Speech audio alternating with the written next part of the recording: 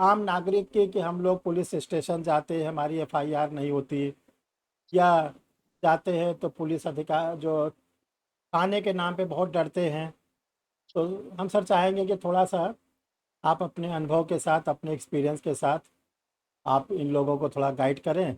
और आपने जो एक बड़ा प्लानिंग इलाहाबाद प्रयागराज में किया है लॉ कॉलेज का, उसके बारे में भी हम लोग को बताएं, ताकि ये अपने भाई को, बहन को, जो रिलेटिव्स हैं उनको बता सके कि प्रयागराज में कोई ऐसा इंस्टीट्यूट खुला है जो 5 ईयर और 3 ईयर्स की बहुत ही अच्छी एजुकेशन दे रहा है। Thank you. सबसे पहले मैं सभी का स्वागत करता हूं और आपका धन्यवाद करता हूं डॉक्टर साहब। कि गुड इवनिंग, नमस्कार। और सबसे बड़ी बात यह है कि ये सारे लोग लॉ के स्टूडेंट्स हैं या लॉ पास आउट हैं, ये डॉक्टर साहब ये नहीं, स्पष्ट करें जरा। इसमें सर कुछ कर रहे हैं और कुछ पास आउट भी है, दोनों है, मिक्स है सर। अच्छा, thank you doctor ji sir. साहब। मैं सबसे पहले आपका शुक्रिया अदा करता हूं कि आपने मुझे ये मौका दिया कि इतने सारे स्टूडेंट्स, लगभग अभी तो 10 दिख रहे हैं और हम लोग 2 हैं, तो 10 लोगों से मुझे बात करने का ये प्लेटफॉर्म आपने दिया है। और विशेष करके वो सारे लोग जो लॉ की फील्ड में काम कर रहे हैं, either they are pass out और they are appearing for the law courses. तो जो सबसे बड़ी बात है कि आज के जमाने में लॉ तो एक सब्जेक्ट तो है ही है, लेकिन साथ साथ ये बहुत बड़ा इंस्ट्रूमेंट है जो सोशल चेंज में भी काम कर रहा है। विशेष करके जो एडवोकेट्स हैं वो एक तरह से they are the instruments of social change, या instruments of getting the justice to the unprivileged और to anyone who needs it. तो ये एक बड़ी बात है कि लॉ केवल एक सब्जेक्ट नहीं, साथ साथ ये बहुत सारी चीजों को जो दूसरों की मदद करने का भी एक साधन है। तो आप सारे लोग जो इस आज के इस मीटिंग में शामिल हैं, आप सारे लोग बहुत सौभाग्यशाली हैं कि आपको ने ऐसी डिसिप्लिन चुनी है जो एक विषय तो है ही है, साथ साथ जिसका रियल इम्पैक्ट सोसाइटी में पड़ता है। जैसे फिलॉसफी है तो वो एक दर्शन है, वो एब्स्ट्रैक्ट है। बहुत सारे जैसे फिजिक्स है ठीक है, प्योर फिजिक्स है, नहीं पता है वो थोड़ा भी माने थ्योरेटिकल भी है और एक्सपेरिमेंटल फिजिक्स भी है। इसी तरह से बहुत सारे सब्जेक्ट्स हैं जिनका की एक एब्स्ट्रैक्ट है। खैर पढ़ाई कभी खराब नहीं जाती, लेकिन कुछ ज्यादा रेलिवेंट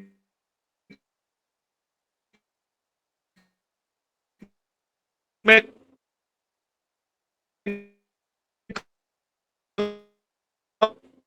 हूं।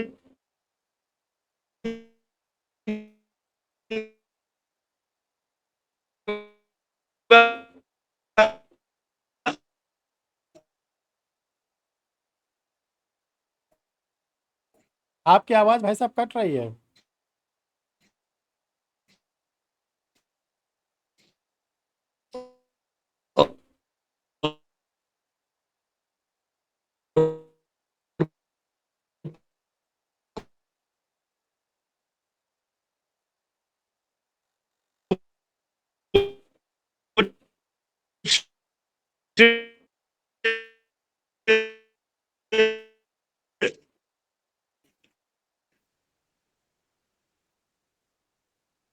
लेस रेलिवेंट भी नहीं कह सकता, लेकिन इतना प्रोमिनेंट दिखता नहीं है,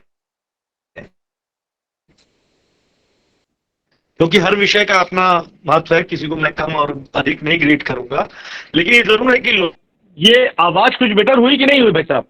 हाँ, थोड़ी बेटर, लेकिन सर हेलो प्रॉपर आ नहीं रही सर। हेलो, हाँ, आ रही है आपकी आवाज़। बाहर अच्छा आ जाएगा।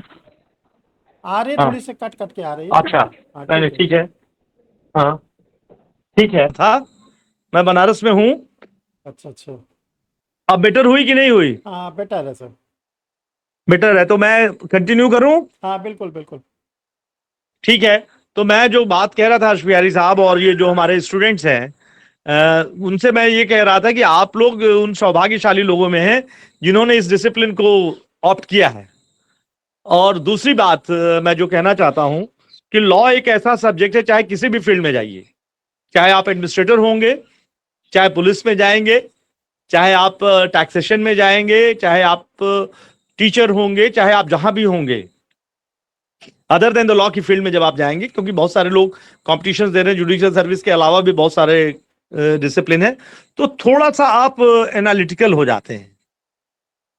आपको एक बेसिक एक कॉन्फिडेंस रहता है कि हाँ, आई नो द थिंग्स, ये जो बात है, और उसको लॉजिकली इंटरप्रेट करना। इंटरप्रिटेशन ऑफ स्टैट्यूट आप लोग पढ़े होंगे, जो लोग जिन लोगों ने लॉ कर लिया है या जो लोग पढ़ रहे होंगे, तो कैसे चीजों को पढ़ना है, कैसे समझना है कि रीड बिटवीन द, आगे तो लिटरली पढ़ना है, फिर रीड बिटवीन द लाइन, फिर उसका कंटेक्स्ट पढ़ना है, फिर कहीं पे उसको एक्सप्लेन किया है वहां देखना है। पहली बात तो है कि लिटरली आप पढ़िए चीजों को तो ये जो तरीका है चीजों को समझ, फिर इंटरप्रिटेशन, अगर कोई कंट्राडिक्शन है तो कैसे इंटरप्रेट करेंगे।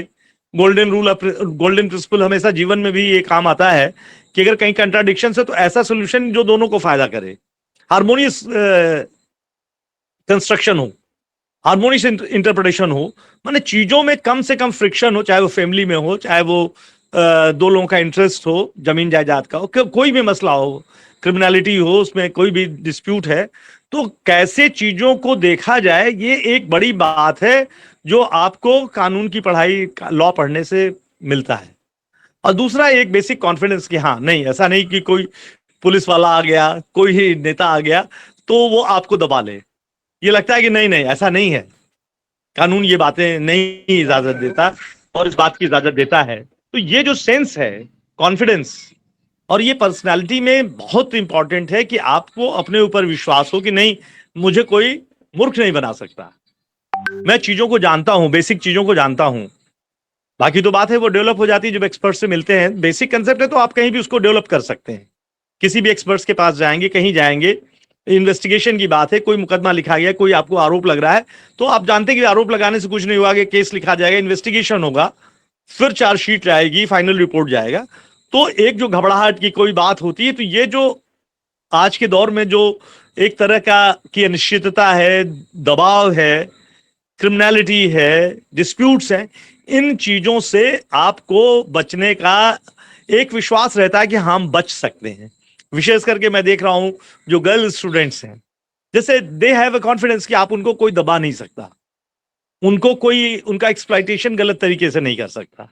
तो ये जो विश्वास है, ये बहुत बड़ी पूंजी है जो आपको कानून की पढ़ाई से मिलती है। तो मैं यही कह रहा था कि आप लोग उन अच्छे लोगों में हैं जिनको ये डिसिप्लिन चुनने का मौका मिला। और मैं अब बताता हूं कि मैं पुलिस में था, मैंने भी लॉ किया है, मैंने भी एलएलएम किया है। तो मैं देखता था कि अगर कोई इशू, जैसे हमारे यहाँ कोई फाइल आती थी जो एचआर, ह्यूमन रिसोर्स से संबंधित होती, किसी की डिपार्टमेंटल प्रोसीडिंग है, तो उसमें यह कि उसको सुना जाए। अक्सर होता है पुलिस में कि बिना सुने आरोप लगा और एक पार्टी जजमेंट लोग लेते हैं अपने सबऑर्डिनेट्स का। तो ये बात कि नहीं, उसको भी सुनिए, एविडेंस देखिए, पूरे कागज को देखिए, ये क्या चीजें हैं। ऐसा नहीं कि एक ने शिकायत कर दी कि फलाने ने मुझे बदमाशी किया, फलाने, तो आखिर उसकी परिस्थिति क्या थी, क्यों नहीं आया, वो कहीं बीमार तो नहीं था, उसके घर में रियल कोई बात तो नहीं थी ना, आने के पीछे कोई एक्सीडेंट तो नहीं होगा। तो माने उन सारी चीजों को उसको सुनिए, और उन सुनने के बाद वो उन एविडेंसेस को देखिए, तब कंक्लूजन पे पहुंचिए। तो चीजों को लॉजिकल तरीके से, जिसको कहते हैं नेचुरल जस्टिस देना, कि सामने वाले को सुनना, सारी एविडेंसेस को आकलन करना, उसको वे करना, तो ये सारी चीजें सीखने का। और मैं देखता था कि जो मैं फाइलें देखता था तो मैं बेहतर तरीके से कुछ देख लेता था। शायद जो लोग केवल एडमिनिस्ट्रेटिव ऑफिसर थे, जिन्होंने लॉ नहीं पढ़ा था, उनका जजमेंट शायद उतना लॉजिकल नहीं होता था, क्योंकि बाद में आपके जजमेंट पे फिर रिट्स होती हैं, क्योंकि जुडिशियल रिव्यू हर जगह। गवर्नमेंट का कोई भी ऑर्डर है, किसी भी ऑफिसर का ऑर्डर है, तो गवर्नमेंट एक पार्टी है, तो तुरंत हाई कोर्ट में रिट आनी है। आप जानते हैं रिट किसके खिलाफ आती है, कोई बताएगा? रिट का ज्यूरिडिक्शन कहां है और रिट किसके खिलाफ आती है? सुप्रीम कोर्ट, हाई कोर्ट में रिट जाती है 32 और 224 के तहत। नहीं, कैसे, किस लिए जाती है?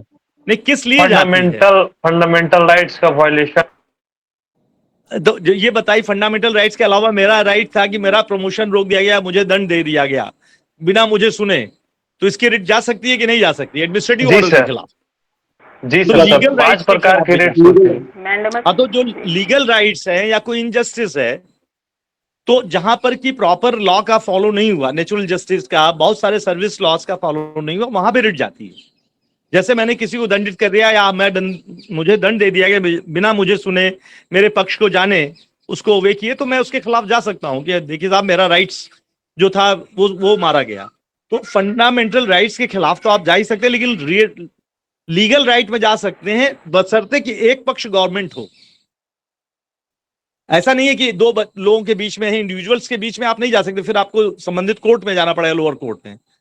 जैसे आपके मित्र ने आपको किया, लेकिन एज अ गवर्नमेंट सर्वेंट कोई कंपनी करती तो उसके खिलाफ आप नहीं आ सकते, वहां सिविल कोर्ट में जाएंगे या ट्रिब्यूनल में जाएंगे, जहां जाना है। लेकिन गवर्नमेंट है अगर एक पक्ष, तो गवर्नमेंट के खिलाफ सीधे आप हाई कोर्ट में आ सकते हैं। स्टेट एम्प्लॉय के खिलाफ, स्टेट के किसी डिसीजन के खिलाफ आप सीधे रिट में आ सकते हैं। लेकिन प्राइवेट ऑर्गेनाइजेशन है जो जहां पे फंडिंग नहीं, माने स्टेट का एक कंसेप्ट है, आपने पढ़ा होगा 12 में, आर्टिकल 12 में, तो स्टेट के खिलाफ ही रिटेन मेंटेनेबल है हाई कोर्ट्स में। तो मैं यही कह रहा था कि जो पुलिस में मैं रहा, तो वो मैं इसलिए रिलेट कर रहा था कि थोड़ा सा बेटर डिसीजन हो जाता है अगर आप लापड़े हैं। तो इसमें बहुत सारे लोग पुलिस में आएंगे, प्रशासनिक सेवा में जाएंगे, कुछ एडमिनिस्ट्रेटर्स बनेंगे, कुछ हो सकता है टीचर्स बने, प्रिंसिपल बनेंगे, तो आपको गवर्नमेंट में बनेंगे, कुछ प्राइवेट इंस्टीट्यूशंस बनेंगे, तो आपको ये सारे फर्क, आप दूसरों से बहुत आगे रहेंगे। जहां तक रही बात की पुलिसिंग की बात, तो इंडियन पुलिसिंग सिस्टम को आप देख रहे हैं कि बहुत अभी डेवलप्ड नहीं है। मैं यूनाइटेड नेशंस में रहा 3 साल, तो मैंने देखा है कि खैर वो यूरोपियन स्टैंडर्ड जो इंटरनेशनल स्टैंडर्ड है वो बहुत हाई है, और शायद इसलिए हाई है कि वहां पे पॉपुलेशन का प्रेशर नहीं है इतना, न तो क्राइम है, न तो नए इश्यूज हैं, न तो इतने डिस्प्यूट्स हैं। ज्यादातर लोग लास्ट रिजॉर्ट में पुलिस के पास जाते हैं, अदरवाइज वहां पर खुद बैठ के छोटी मोटी बातों को तय कर लेते हैं। इसीलिए बात ये हो रही है कि अब एडीआर की बात की जाए, अल्टरनेट डिस्प्यूट रिड्रेसल की बात हो रही है, कैसे मीडिएशन किया जाए, कैसे कंपनियों के बीच में आर्बिट्रेशन में जाया जाए। माने बहुत सारे अभी तो ये स्थिति है, मुझे किसी ने एक झापड़ मारा, किसी ने गाली दी, मैं कोर्ट में पुलिस के पास पहुंच गया। अरे हो सकता है बैठ के बात करें, माफी मांग ले कोई आदमी, आवेश में आके कर दिया उसको कुछ इस तरह की बातें। माने बहुत सारी बातें, 2 मित्रों के बीच में झगड़ा हो गया, किसी आवेश में एक थाने चले गए, अब उसका तो कैरियर अब इतना थाने पे चले गए। कोई बात हो सकती है, कोई बात बैठ करके गार्जियंस के बीच में तय हो जाए, हो सकता है मित्र और सीनियर्स के, टीचर्स के बीच में भी बैठ के बातें तय हो जाए। तो ये सारी चीजें, इतनी ज्यादा इश्यूज हैं और एक्सपेक्टेशंस बहुत हाई हैं, क्योंकि और अदर वे ऑफ रिड्रेसल नहीं है। तार गिर गया, बिजली क्या खटके, एक आदमी को लग गई, करंट लग गया, पुलिस थाने चलो घेरो। भाई ये this is not a police issue. नहर में पानी नहीं आ रहा, चक्का जाम कर दो, पुलिस आ जाए। कोई भी चीज, जो आदमी हर चीज को एक्सपेक्ट करता है कि एक ऐसी एजेंसी हो जो सब चीज को सॉल्व करे।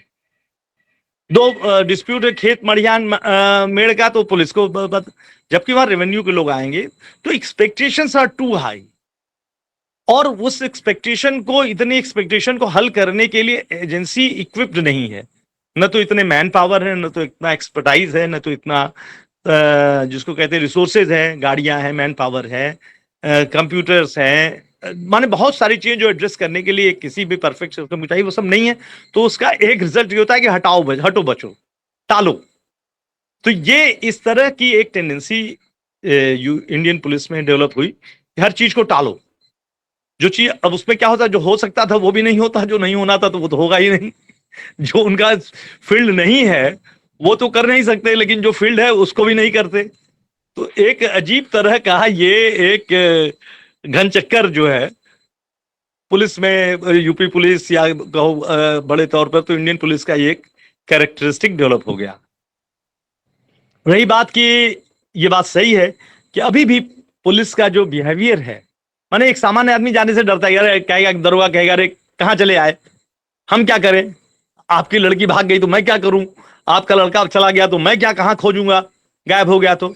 ये सॉफ्ट पैडलिंग नहीं है कि ठीक है साहब आप नंबर दे दिए, फोटो दे दिए, देखते हैं हम उस सिस्टम में, अपने सिस्टम में हम इसको आगे बढ़ाते हैं, अपने ग्रुप में डालेंगे, अपने नेटवर्क में हम डाल देंगे, हो सकता है कोई मदद कर सके।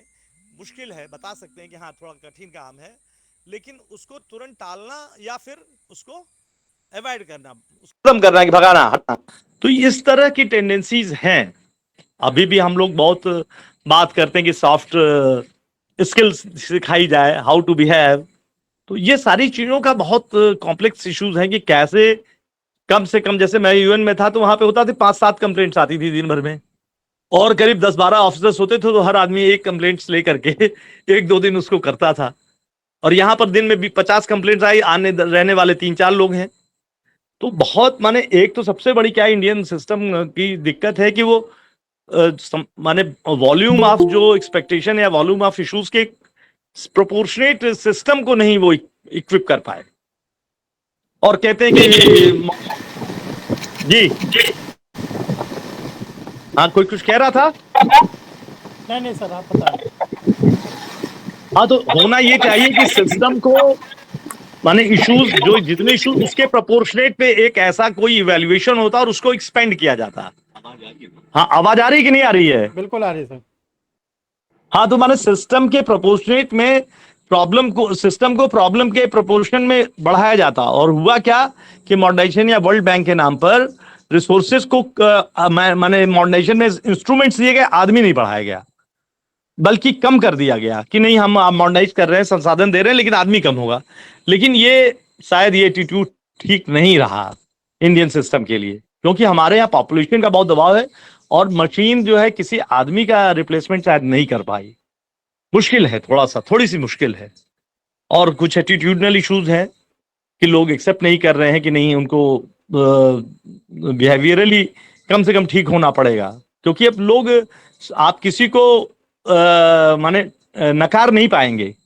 फिर कैमरेज हैं, सोशल मीडिया इतना जबरदस्त तरीके से बढ़ रहा है, प्रेस है, तो आप चीजों को आप छुपा भी नहीं सकते। आप गलत तरीके से आचरण करके वो आप छिपा नहीं सकते। सारी चीजें आप कैमरे की नजर में हैं, सारा चीज ट्रांसपेरेंसी है। तो ये एक इश्यूज हैं, और इसके लिए मैं कहूंगा कि डिजिटल प्लेटफॉर्म पे कुछ चीजें मिल रही हैं। जैसे कोई चीज खो जाए, जो चीज जहां पे क्राइम नहीं है डायरेक्ट, बहुत सारी चीजें, जैसे कागज कहीं गिर गया, कुछ हो गया, तो इसके लिए एक प्लेटफॉर्म बन रहे हैं। जैसे साइबर क्राइम हुआ तो साइबर क्राइम का प्लेटफॉर्म है, वहां पे कंप्लेंट करिए। नंबर्स हैं, कुछ हेल्पलाइन है, जैसे छोटे मोटे डिस्प्यूट है तो 112 को खबर करिए। साइबर नंबर है, साइबर जो क्राइम का नंबर है 15-220 है शायद, उस पर खबर करिए। आपका कुछ खो जाता है, कोई चीज कहीं मिसिंग है, तो आप एक पोर्टल है पुलिस कॉप, उस पर जाके कंप्लेन कर दीजिए, तो आपको वो रिजल्ट्स, आपको माने रसीद मिल जाती है। जैसे आपका मोबाइल खो गया, तो ये जरूरी नहीं कि आप थाने जाएं तो आपको उस पर मोहर लगा के दें, उस पर दौड़ाते हैं वो। तो आप पुलिस कॉप पे रिपोर्ट करिए, वहां से एक रसीद आपको निकल आएगी, पावती। तो इस तरह की चीजें कि जो आपको डिजिटली जो सर्विसेज मिल सकती हैं, जहां ह्यूमन इंटरफेरेंस कम है, वो आपको मिल सकता है। 19-20 है, तो इस तरह की, अरे सॉरी 112 है। साइबर क्राइम बहुत ज्यादा है, तो उसको कैसे रिपोर्टिंग करना है, कहाँ रिपोर्ट करना है।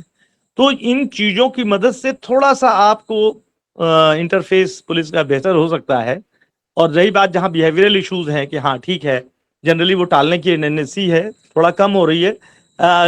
मेल है, जो ओपन प्लेटफॉर्म है, जाके रेसिपी पे मेल डालना, या अपना जो हेडक्वार्टर के मेल्स हैं उस पे डालना, तो इन चीजों को करने से थोड़ी सी आसानी आपको हो सकती है। जी जी, डॉक्टर साहब प्लीज। हाँ सर, बहुत अच्छा आपने बताया, और इन लोग के लिए बड़ा एनर्जेटिक था ये टॉपिक। हम चाहेंगे सर, जो आपने लॉ का कॉलेज प्रयागराज में इस्टेब्लिश किया, उसके बारे में बता दें, क्या क्या सुविधा उसमें मिल रही है, कैसे उसके एडमिशन होंगे, और जो कुछ फ्री क्लासेस वगैरह के बारे में प्रपोजल बना है उसके बारे में थोड़ा बता दें। ये देखो, मैं जब नौकरी में था, और अभी मैं पिछले साल रिटायर हुआ आईजी था अयोध्या में प्रयाग के बाद, तो ये लगता था कि कुछ काम किया जाए एजुकेशन की फील्ड में। तो मैंने एक बेसिक एजुकेशन की फील्ड में काम किया, और एक इंटर कॉलेज सीबीएसई का मैंने खोला। लेकिन ये लगता था कि नहीं, हायर स्टडीज में काम करना है तो मुझे लॉ में काम करना चाहिए। क्यों? क्योंकि एक तो मैं खुद, मेरा बैकग्राउंड लॉ का था, मेरी फैमिली का भी बैकग्राउंड लॉ का है, wife is also practising lawyer in the high court, बेटा भी है, वो भी प्रैक्टिस कर रहा है। तो ये लगा कि नहीं, एक अच्छे इंस्टीट्यूशन की इलाहाबाद को जरूरत है। खैर, इलाहाबाद यूनिवर्सिटी का 5 ईयर लॉ अच्छा कॉलेज है, अब तो उन्होंने 2-3 जगहों पे दिया है। ये ईश्वर सरन में है, आपका एससीएमपी में आ गया है, SS खन्ना में है। लेकिन उसके बाद भी लगभग 10 से 12,000 लड़के इलाहाबाद यूनिवर्सिटी के लिए एस्पायर करते हैं लॉ के लिए, और उसके बाद उनके पास कोई अच्छा कॉलेज नहीं मिलता। एक कॉलेज है यहाँ पे अभी शंभुनाथ में शुरू किया है 5 ईयर उन्होंने, तो थोड़ा सा ठीक है, यूनाइटेड ने शुरू किया है, लेकिन अभी भी जो लोग उसको रन कर रहे हैं, they are not that professional as they should be. तो इसको सोचते हुए कि मेरा लॉ बैकग्राउंड था, मेरा एक अनुभव है, तो मैं एक लॉ की फील्ड में काम करूं, तो इसको लेकर के हाँ, एक institute of law and social science के नाम से मैंने लॉ कॉलेज झूसी में, छतनाग में खुला है, जिसमें कि मैंने ये प्रयोग किया कि जो इलाहाबाद हाई कोर्ट के जो सीनियर एडवोकेट्स हैं, जैसे गोपाल चतुर्वेदी साहब हैं, सिविल के VK सिंह हैं, सिविल के अपने अग्रवाल साहब हैं, बहुत सारे जो सिविल के, क्रिमिनल के जो अच्छे एडवोकेट्स हैं सीनियर, उनको रोप इन किया जाए। कुछ यूनिवर्सिटी के रिटायर्ड प्रोफेसर हैं, जैसे OP तिवारी हैं, MP तिवारी साहब हैं, प्रोफेसर BP सिंह हैं, तो इन सारे लोगों को लेकर के एक अच्छा कॉलेज बनाया जाए, जिसमें कॉलेज का इंफ्रास्ट्रक्चर तो हुई, जो चीजें हमें जरूरत है, जैसे मूट कोर्ट है, एक अच्छा आइडियल मूट कोर्ट प्रैक्टिस के लिए किया जाए, एक अच्छी डिजिटल लाइब्रेरी बनाई जाए जहाँ पे कि सारे हमारा जहाँ सर्फ कर सके, माने ऑनलाइन हो, वाईफाई हो, साथ साथ सारे जो हमारे सॉफ्टवेयर्स हैं, चाहे बनुपात्रा है, चाहे SSC है, तो वो सारी चीजों को लगा करके मैंने कोशिश किया है कि डिजिटल क्लासरूम्स हों, जहाँ पे कि हम सीधे यूट्यूब का कोई भी, अगर हमें कोर्ट प्रोसीडिंग चल रही है, जैसे गुजरात हाई कोर्ट पूरा ऑनलाइन हो गया है, सुप्रीम कोर्ट की कुछ कोर्ट्स ऑनलाइन है, तो आप वहां की पूरी प्रोसीडिंग देख सकते हैं। तो इन सारी चीजों को वर्चुअली आपको दिखाया जा सके कि रियल में क्या हो रहा है। हम किसी भी बेस्ट USA के कोर्ट है तो उसको हम आपके सामने प्रोड्यूस कर सकें, प्रीवी काउंसिल में अगर बहुत सारी यूरोपियन कोर्ट है तो उसको हम दिखा सकें, जिससे आपको ये फील हो कि आप दुनिया की चीजों को जानते हैं, हिंदुस्तान की चीजों को जानते हैं, और जो बेस्ट अवेलेबल लीगल कोर्स है वो आपके साथ उपलब्ध हो। बाकी तो रिसर्च करना, पढ़ना, वो आपका काम है, लेकिन जो मिनिमम चीजें होनी चाहिए, एक स्टूडेंट को मिलनी चाहिए, उन सब को लेकर के एक 3 ईयर और 5 ईयर का institute of law and social science है, और उसमें 120 सीटें हमारे पास 5 ईयर की भी हैं, 120 सीटें 3 ईयर की भी हैं। तो जो भी आप लोग लीगल फील्ड के जो भी आपसे परिचित बच्चे हैं, उनको आप बता सकते हैं, they can visit the campus, और उनको लगता है कि उनको अच्छा लगता है तो they are free to join. इसका कुछ वो नहीं है, लेकिन इसको लेकर के एक 10 दिन का एक कोर्स, हमारे साथ डॉक्टर साहब भी हैं और भी यहाँ के जो टीचर्स हैं, प्रोफेसर हैं, हमारे सीनियर, उनके लिए हम एक free course for 10 days for 3 year as well as for 5 year. हम कटरा में जो अपना इंडियन प्रेस चौराहा है, कंपनी बाग के आगे जब हम चलते हैं तो एक तरफ से सारे नर्सिंग होम्स हैं, जिसको हम लोग कहते हैं पार्क रोड, और दूसरी तरफ जब कटरे की तरफ चलते हैं जहाँ पे सारे डॉग क्लिनिक्स हैं, एनिमल क्लिनिक्स हैं, उसके बगल में पॉइंटर ट्यूटोरियल एक पुरानी कोचिंग है जो लॉ के क्षेत्र में काम कर रही है, क्लैट में, बैंकिंग में, SST में। वहाँ पर हम लोगों ने 2 क्लास रूम्स बनाए हैं, जहाँ पर हम लोगों को बेस्ट लॉ एजुकेशन की जो प्रैक्टिसेस हैं, कैसे लॉ को समझना है, उसके पीछे क्या लॉजिक है, क्या कैरियर प्रॉस्पेक्ट्स है, क्या पर्सनालिटी डेवलपमेंट है, तो इन चीजों के लिए हम 10 दिन का एक फ्री कोर्स चला रहे हैं। तो आप लोगों को, जो लोग इच्छुक हैं, उनको रिकमेंड कर सकते हैं कि they can come and join. ये 10 से 2 बजे तक है, 4 लेक्चर्स होंगे, तो उन लोगों का स्वागत है और आप उसको रिकमेंड कर सकते हैं। दूसरी बात मैं ये कहना चाहता हूँ कि आप लोग मेहनत करिए, लॉ की फील्ड में अच्छा है, नौकरी मिलती है, किसी अच्छी जगह जाते हैं, नहीं तो अभी भी अच्छे लोगों की बहुत कमी है किसी भी फील्ड में। हमेशा ये लगता है ना आपको कि बड़ी भीड़ है, बड़ी भीड़ है, ऐसा नहीं है। There is always vacancy at the top, there is always crowd at the bottom, but always vacancy at the top. तो ये मत सोचिएगा, प्रैक्टिस तो आपके पास ही है, आप कभी भी कर सकते हैं, और अच्छे हैं तो आपके पास क्लाइंट्स आएंगे ही और आप सक्सेसफुल होंगे।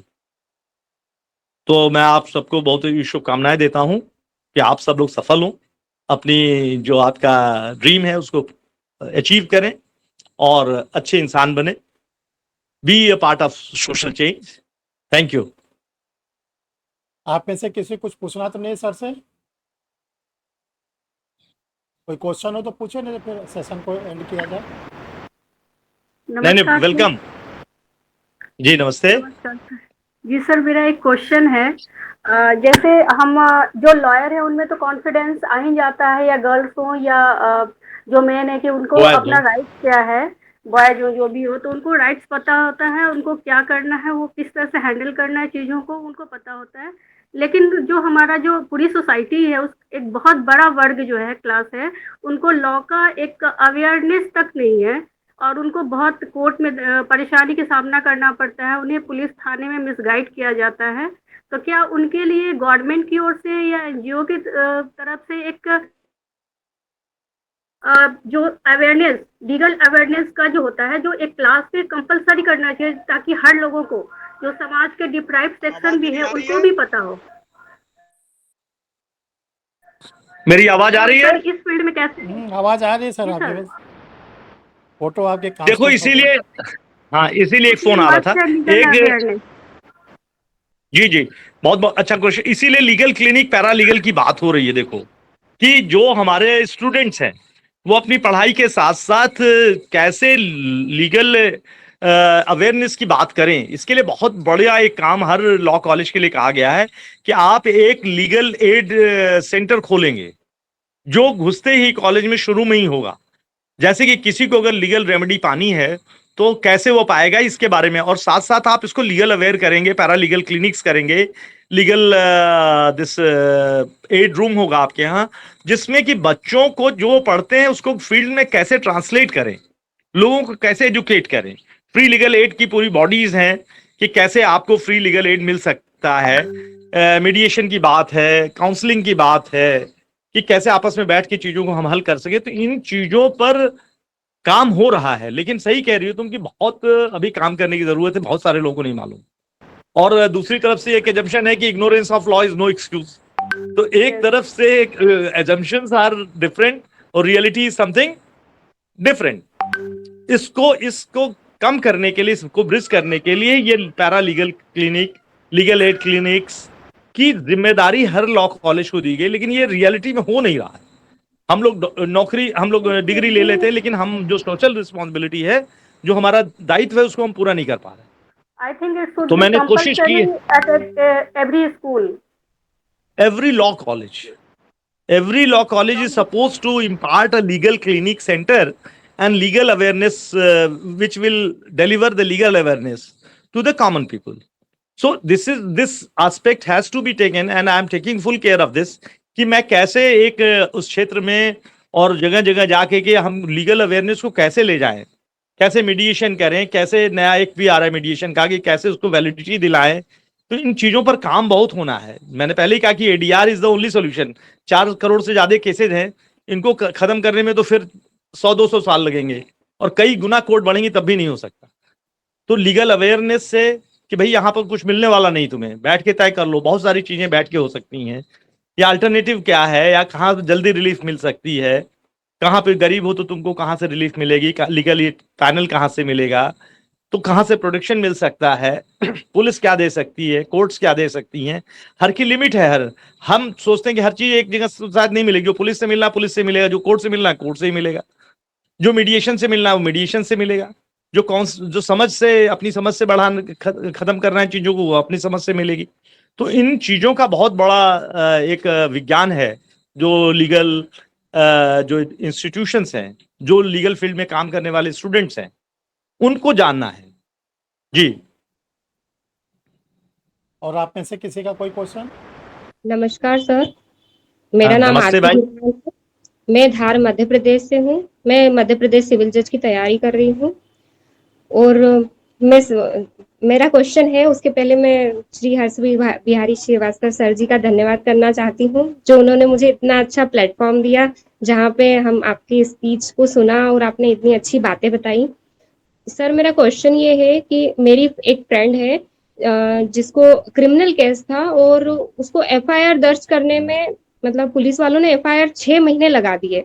तो इसके लिए क्या हल है कि अगर क्रिमिनल केस हो तो तुरंत एफआईआर दर्ज हो सके, या इस समस्या का क्या समाधान है? अब इसका समस्या का समाधान ये है कि आप, अगर कोई थाना नहीं करता तो आप सीधे अपने सीओ से, एसपी से जा करके वहां से ऑर्डर करा सकते हैं। और वहां से नहीं होता तो फिर कोर्ट में 156(3) में आपको जाना पड़ेगा। यही रेमेडी है। कई जगह पर 0 FIR करने की बात है, कई प्रदेशों में ये प्रयोग हुआ है कि आप मेल पे जाकर के किसी एक जगह पर जाकर के अपनी कंप्लेंट रजिस्टर कर दीजिए। जी तो सर। यही एक सोल्यूशन है अभी फिलहाल लेकर के। क्रिमिनल केस था, फिर भी 6 महीने का समय लगा दिया और फिर भी उन्होंने धाराएं गलत लगा दी। केस दर्ज किया, उसमें भी गलत धाराएं लगा दी। अच्छा, तो ये तो खैर जुडिशियल रिव्यू में ठीक होगा, क्योंकि जरूरी नहीं कि जो लिखाता है वो सही ही हो। बहुत सारे उसमें इंटरेस्टेड पार्टीज होती हैं, गलत लिखा देती हैं, आपके खिलाफ मेरे खिलाफ भी कोई गलत लिखा सकता है। तो वो तो खैर जुडिशियल रिव्यू से ठीक होगा, इन्वेस्टिगेशन से ठीक होगा, क्योंकि इन्वेस्टिगेट जो फैक्ट्स आएंगे उसके हिसाब से धाराएं, उस हिसाब से चार्जशीट तो लगेगी। सर जो धारा अगर वहां पे गलत दर्ज हो गई है तो वो वहीं से सही नहीं होगी? हैं? नहीं, इन्वेस्टिगेशन में वो ठीक होंगी। FIR में जो गलती हुई वो इन्वेस्टिगेशन से ठीक होगी, इन्वेस्टिगेशन से नहीं ठीक होगी तो ट्रायल में ठीक होगी, जब चार्ज बनेगा। धारा के लिए लोग परेशान रहते हैं, धारा तो एक सिंबल्स है, एक मान वो है। ये नहीं कि आपने के साथ मारपीट हुआ, जनरली लोग लूट लिखा देते हैं। आपके साथ कोई बात हुई, आपने उसको 354 में लिख दिया। तो बहुत सारी चीजें FIR में गलत लिखाई जाती हैं, और FIR ही अगर अंतिम होता तो फिर इन्वेस्टिगेशन की जरूरत क्या थी, फिर कोर्ट के ट्रायल की क्या जरूरत थी। तो आप लोग लीगल क्षेत्र में काम कर रहे हैं, तो this is not, FIR is not the last word. और लोग अक्सर दूसरों को फंसाने के लिए गलत चीजें लिखते हैं, बढ़ा चढ़ा के लिखते हैं। पति से हुआ, उसमें कोई डिस्प्यूट है, लिखा दिया सास ससुर को भी, उनके भाई को भी। माने चीजों को माने लोगों को परेशान करना, चीजों को बढ़ा लिखा के लिखना, ये एक सामान्य टेंडेंसी। माने कोई फैक्ट्स पे या ट्रुथ पे नहीं रहना चाहता, वो चाहता है कि हमारा प्रतिद्वंदी ही परेशान हो, जैसे भी हो, इसको बढ़ाओ धारा। वकील साहब समझाएंगे, लूट भी लिखवा दो, मारपीट भी लिखवा दो। लेकिन इसीलिए इन्वेस्टिगेशन है, इसीलिए कोर्ट्स है, इसीलिए ट्रायल है। धन्यवाद सर। 307 का जी, भी जी। उसमें लिखवा देते हैं, जितनी भी धाराएं हैं वो लिखवा देते जी, हैं। लिखवा दे। और जिसके खिलाफ लिखा जाए तो वो जानता है कि फिर उसको बेल के लिए, रिलीफ कराने के लिए कितनी समस्या होती है। तो खैर ये सब है, और लीगल जो फील्ड में है, इसीलिए जानकारी की FIR हो भी गई तो घबराने की बात नहीं, क्योंकि फैक्ट्स आपके पास हैं, फोटोग्राफ्स हैं, एविडेंसेस हैं, जो आप उसको काउंटर कर सकते हैं इन्वेस्टिगेशन में। जी, जल्दी से करिए, मेरा चलिए, मोबाइल बैठने वाला है। सर का बहुत समय हाँ। आज लिया गया, और देखिए सर का मोबाइल नहीं, थैंक यू सर।